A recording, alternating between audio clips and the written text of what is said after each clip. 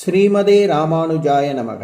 ஆண்டாள் அவர்கள் அருளிய திருப்பாவை 27ஆம் பாசுரமானது இப்பகுதியில் அநாகத சக்கரத்தை தூண்டும் விதமாக 1 நிமிடம் 40 வினாடிகளுக்கு 8 சுவாசம் என்ற நிலையில் வடிவமைக்கப்பட்டுள்ளது.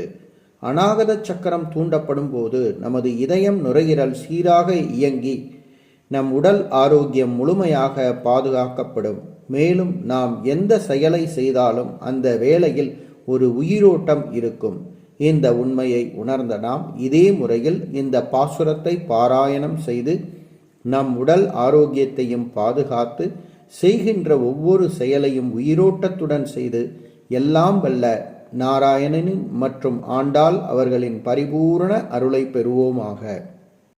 கூடாரை வெல்லும் சீர் கோவிந்தாவும் தன்னை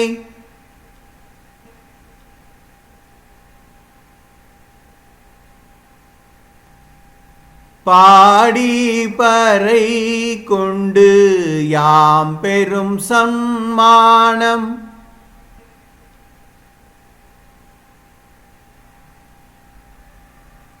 நாடு புகழும் பரிசினால் நன்றாக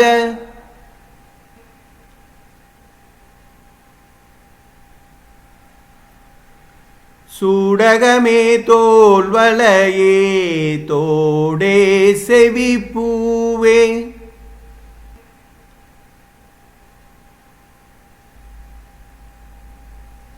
பாடகமே என்றனைய பல்கலனும் யாமணிவோம்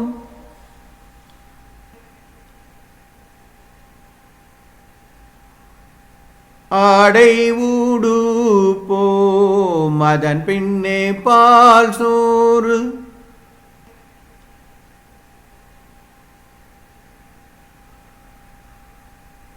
மூடனை பெய்து முழங்கை வலிவார